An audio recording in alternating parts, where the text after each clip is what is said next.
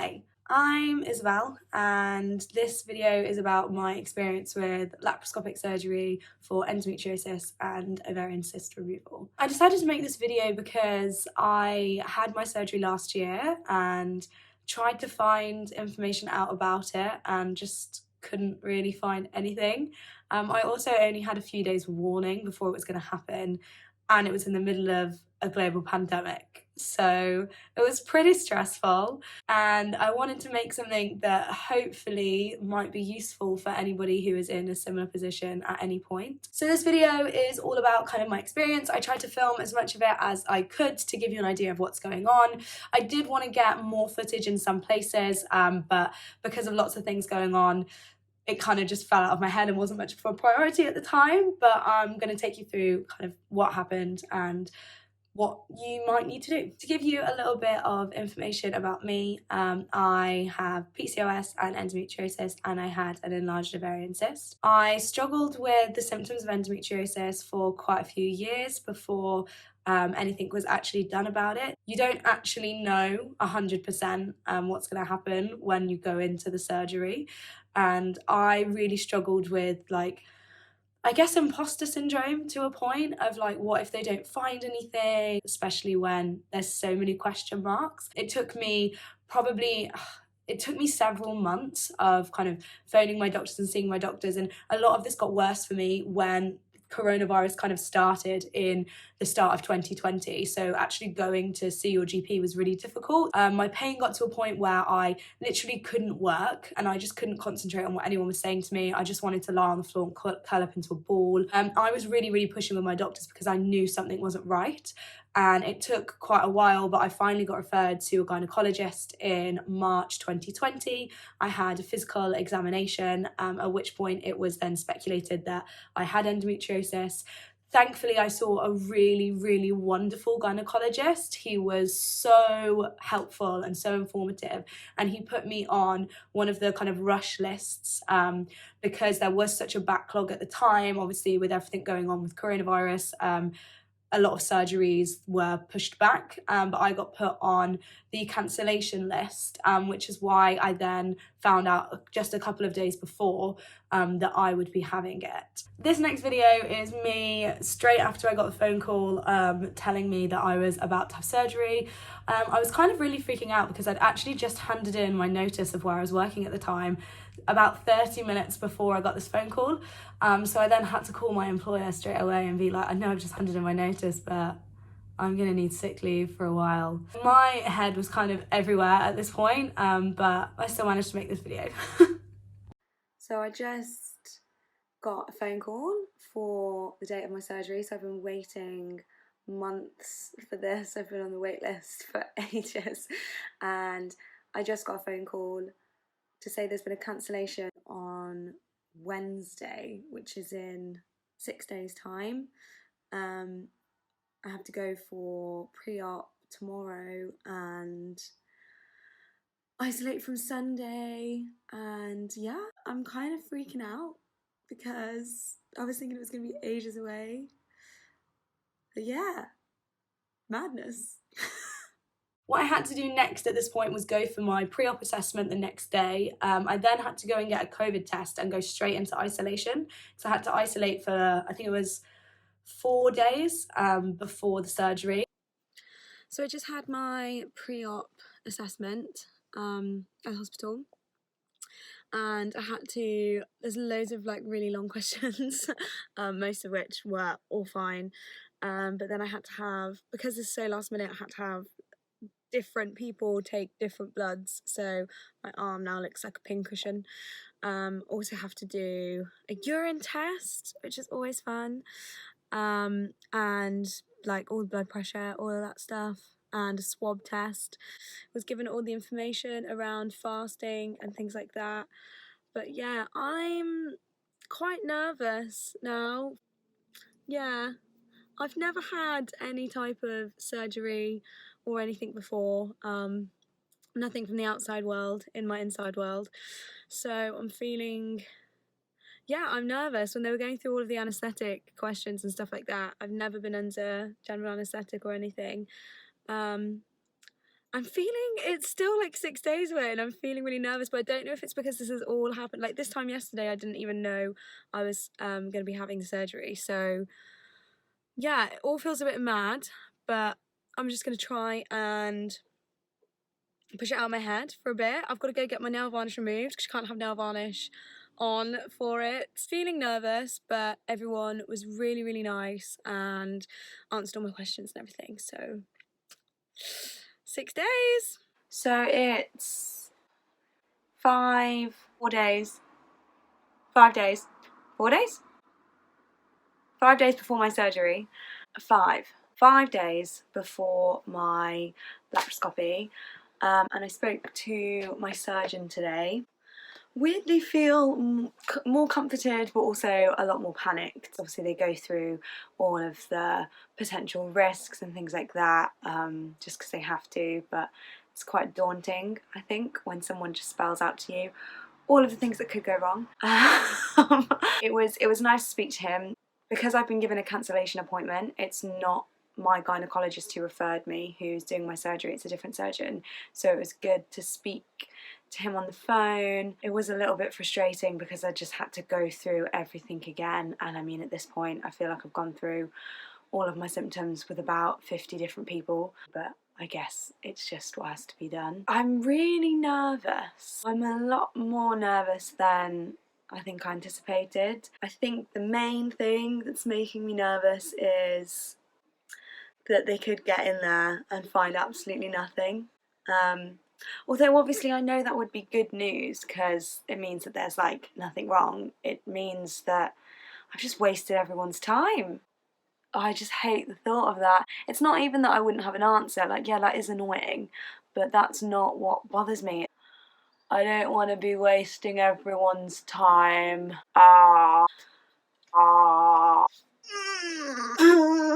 Yeah, so I'm actually really panicked about that. I actually really don't like that. Yeah.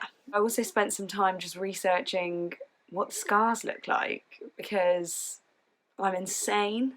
I'm just really nervous. Have I said that? Yeah.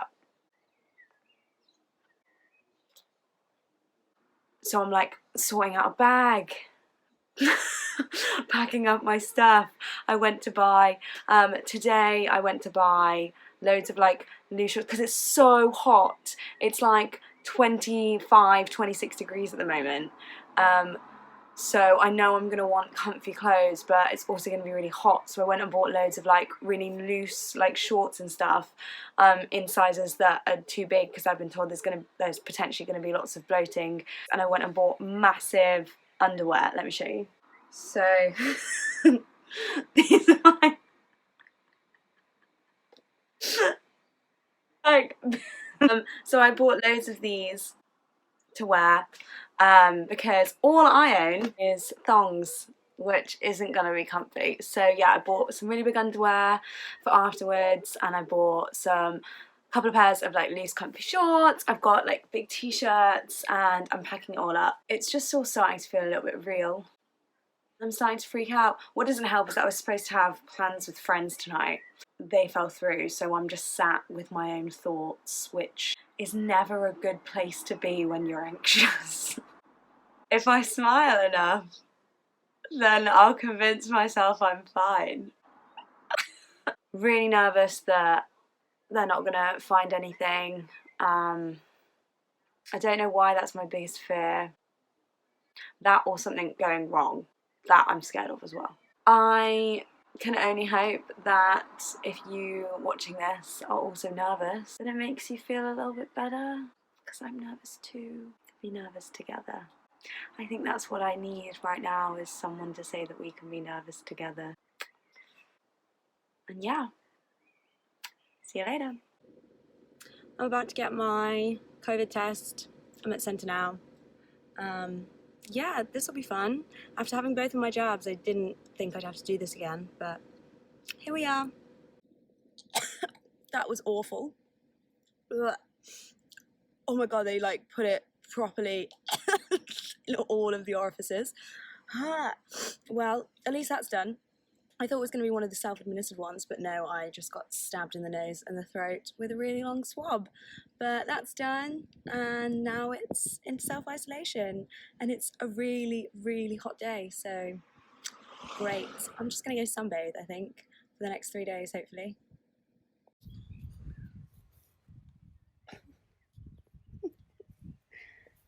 What are you doing? Thanks.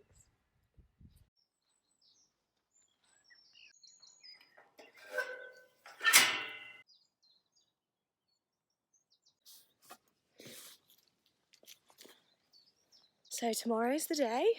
Come out for a walk in the sun. It is a beautiful day, and I want to appreciate it whilst I'm still able to kind of walk around by myself. Really not looking forward to the fact that I can't eat after 7 AM tomorrow.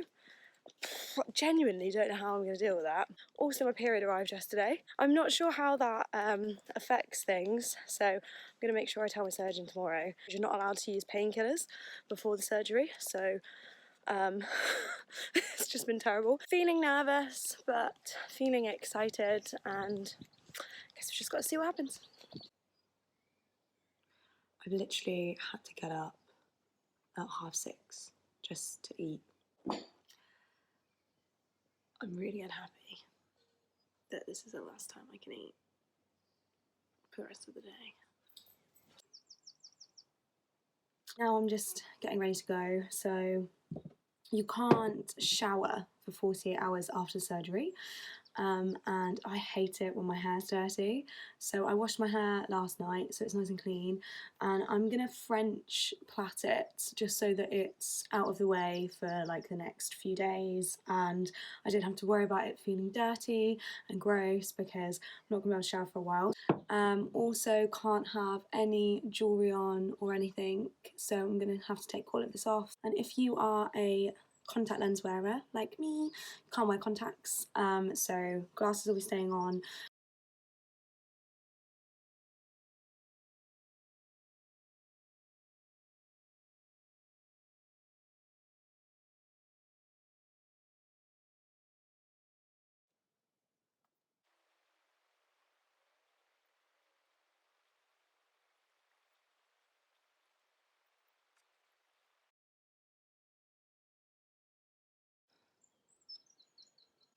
Okay, so that's my hair done. Probably not the neatest French braids I've ever done, but here we are.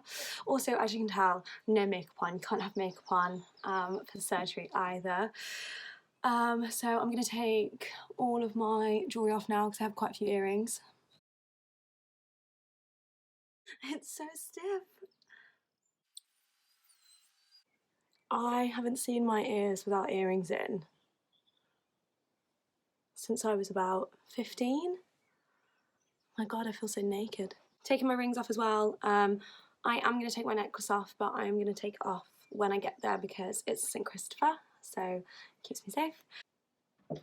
This is me, ready for surgery. I'm going to pack up my bag for the hospital now. I'm going to show you what it is I'm taking. I don't know if these are the right things to take. This is just what makes sense to me from what I've read online and what I've been told. So this is the bag that I'm taking. I've got my pyjamas here and an eye mask, and then I've got my laptop and charger. This is fully charged. I've got my AirPods also fully charged and a power bank just because I don't know if I'm going to be close to a plug. I have lip balm because I hate having dry lips. Toothbrush and toothpaste. I have my massive underwear that I got from M&S, and my favourite comfy sports bra from Calvin Klein. These are just some really big comfy shorts that I got.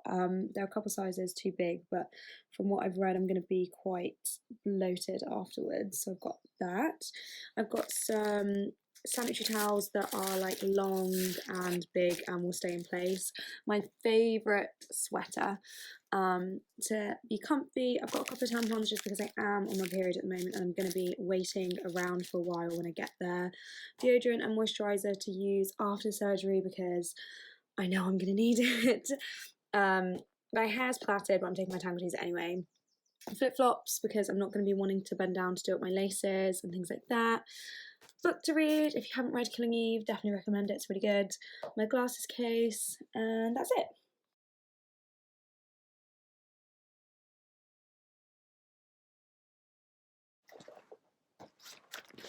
I also forgot to mention I have all of my paperwork that I'm going to be taking with me as well. You're covered! You're covered! It's time to do my urine sample. I honestly nearly forgot to do this, so don't forget.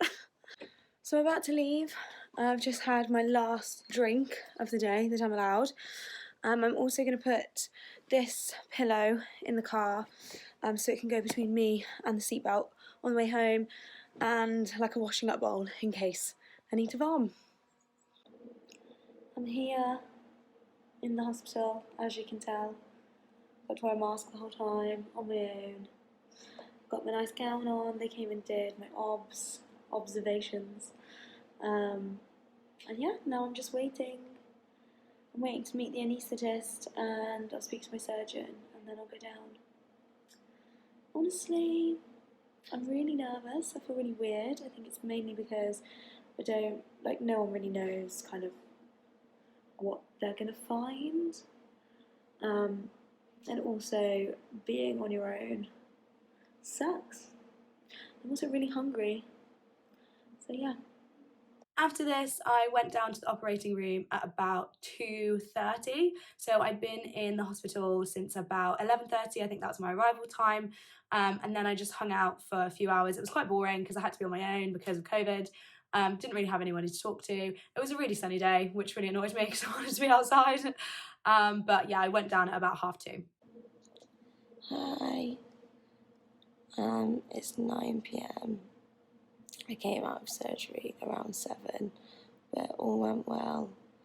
I've been a bit loopy for a while, and my mouth is so dry. And I've just been really, really tired, so I've been sleeping a lot. But my surgeon came round, and everything went okay. Yeah. They're keeping me in overnight because it's quite late and I'm quite useless. But I feel okay. Morning. I'm still here. My blood pressure kept dropping, so they decided to keep me in overnight. And I also struggled to empty my bladder properly, so they had to monitor me for both of those things. It's now 5:30 in the morning. I've just eaten a piece of toast, and I'd really like to go home soon. Hi. It's 8 a.m. on Thursday, and I feel a lot better.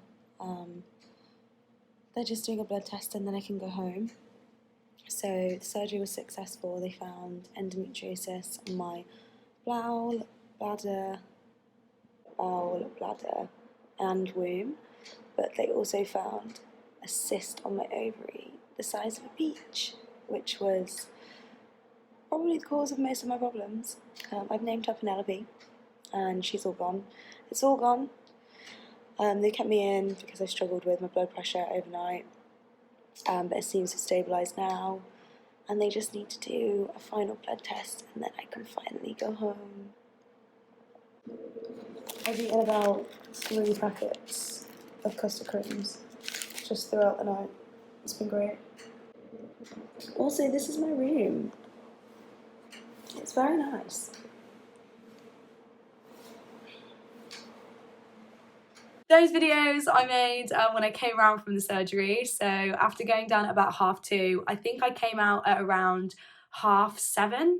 My surgery ended up being about 5 hours, and I'd originally been told it would be 30 minutes to 2 hours.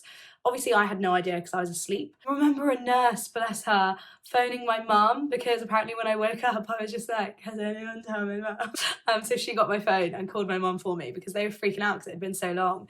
But it was only because they'd found it in quite a few places, and they had to remove the cyst on my ovary as well, which took quite a long time. I was really groggy from the anaesthetic. I'd never had anaesthetic before. I remember being really paranoid when I went to the operating room that I was just never going to wake up from it. But here we are, so it was fine. I was really, really groggy, apparently lucid enough to make that video. I also sent a video on my family chat, which was quite hilarious. I don't remember sending either. But she was all good. Yeah, I was basically just falling in and out of sleep. Then I woke up again at about 9 p.m. But because my bladder had been operated on, they have to ensure that you pass a certain amount of urine before you're allowed out of the hospital. So they were like using a scanner to see the liquid in my bladder, and then it was like every time I went to the toilet there was then just more and more. They kept me in for that, but also my blood pressure was really low. So I have quite low blood pressure anyway, but it was lower than normal, and every time I stood up to go to the bathroom because they needed me to pass the urine, I'd then pass out because my blood pressure fell through the floor. That happened about 3 or 4 times. The nurses, bless them, were so wonderful. Shout out to all the nurses at my hospital. You were so great, checking on me all the time. Bless them, they had to wake me up like every 2 hours to try and get me to go to the toilet to empty my bladder, but then also help me recover from passing out because my blood pressure was so low. So it was like quite a difficult situation that they were like, okay, we need to give her fluids because her blood pressure's so low, but she's not emptying her bladder, so we can't give her more fluids. And then they told me they were going to have to fit a catheter, and I was like, give me a minute, because I did not want a catheter fitted, absolutely not. I went into the bathroom and I tried so hard to pee. I have never tried so hard to pee in my life. I managed to get my bladder to, I think I was like 10 mils in what they needed me to be. They didn't have to fit the catheter, and then things started to improve from there. So this is 7 days post-op. My bloating and swelling has gone down a little bit. I'm a lot more kind of normal sized now. In general, I've gone down a lot. When I first came out of the hospital, this part of me especially was super bloated, like all under my rib cage was just huge. And as you can see, like you can actually kind of see my ribs again and stuff now, so all okay. In this section really it's still quite sore, that's why I've not been able to scrub this stuff off because it still hurts, but these dressings will be coming off soon and we can see what the scarring is like underneath. So it's day 7 and I wanted to talk about what I've been taking supplement wise to help with kind of healing and recovery and all of that. So I have quite a few different things that I've been taking. So I'm taking zinc for wound healing to help with the actual incisions themselves to heal, and then vitamin D and vitamin C for immune support. I'm also using an iron supplement, but I'm using it in spray form because it's just a bit more absorbable. And I'm taking collagen every day to help with the actual tissue healing itself. I'm also at the moment taking magnesium and a methylated B complex, not necessarily for recovery, but just to help with things like energy and sleep regulation as well.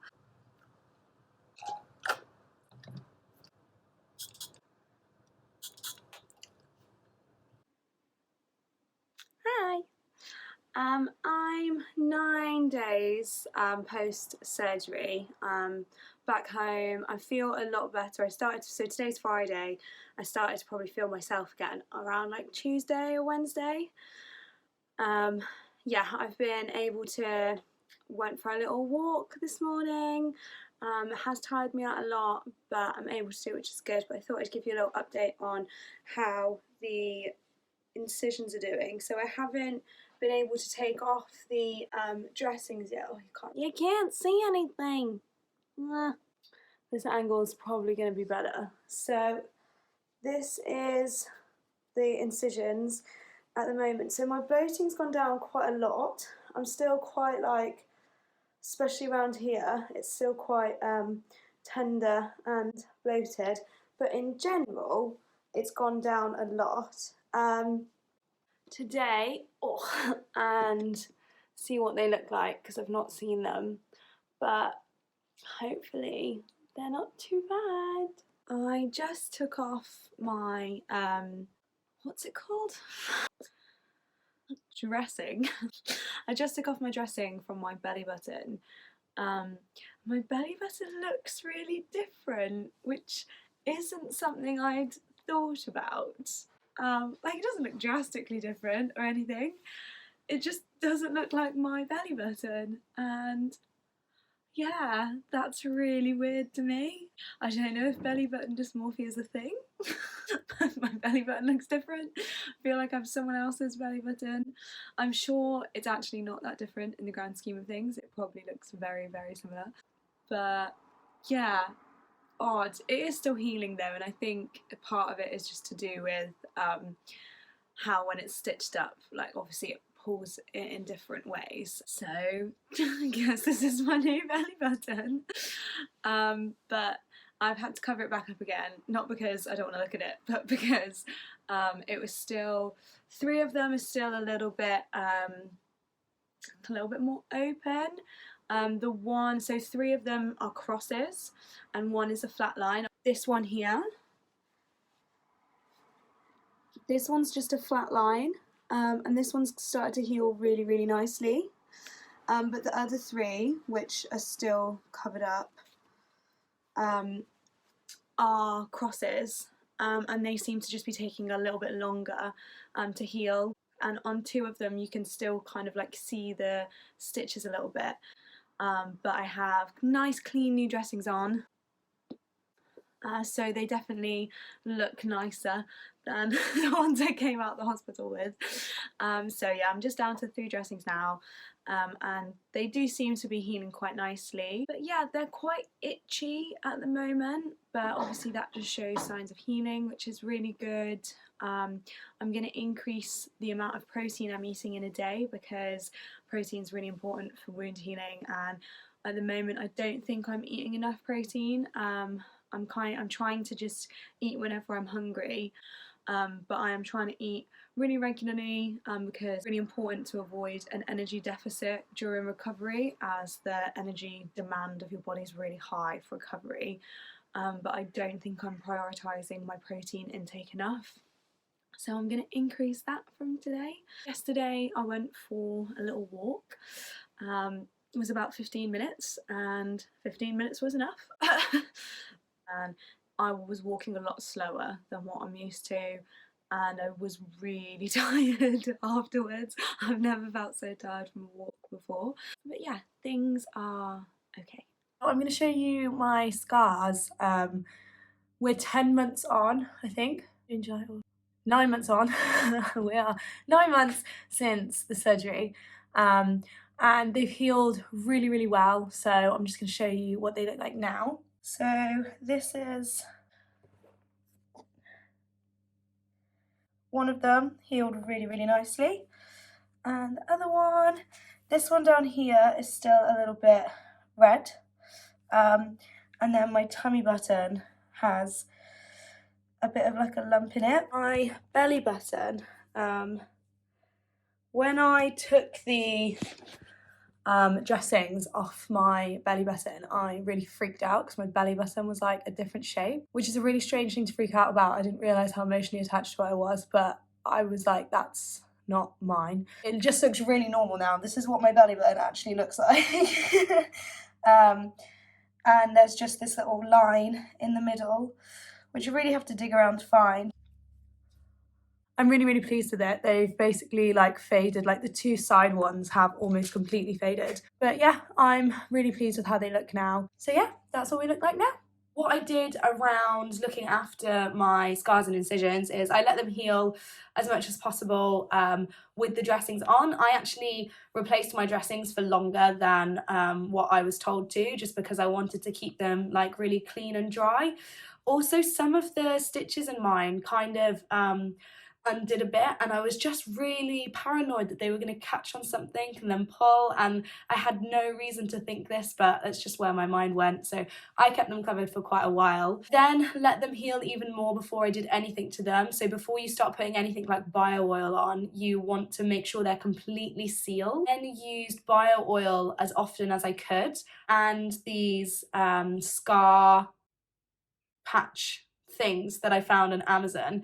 I'm not 100% sure how much they did. I also wasn't super efficient at using them. For somebody who was quite concerned about the scarring, I really didn't act like it, and I was really forgetful, and sometimes I'd have these scar thingies on and I'd wake up and I'd shower and I'd go to the gym and then I'd realise I still have these things on my scars. But I think they may have been helpful because the scarring has gone down a lot. Also, after the surgery, I think this is pretty general for everybody, but you do have to self-administer anticoagulant injections, which was something I absolutely hated. I really, really don't like needles at all.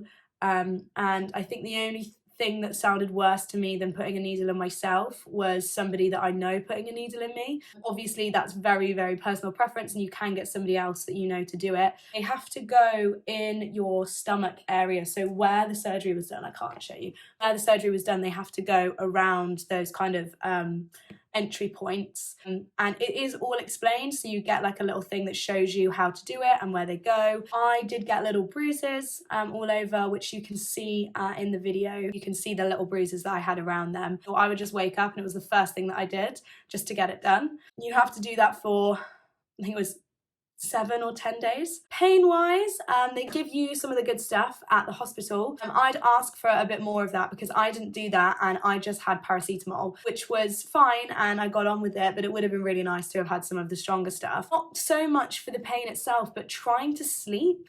I sleep on my side or on my front. Actually, the best way to sleep after this for at least a few days is kind of like almost a little bit upright on your back because you don't want to be rolling around on those stitches. So that then resulted in me having hip pain when I was asleep because of the angle I was asleep in and just not really being used to it. I was trying to move around throughout the day. Stairs were kind of difficult for the first day. Getting up and down stairs was quite slow. It was doable, but it was slow.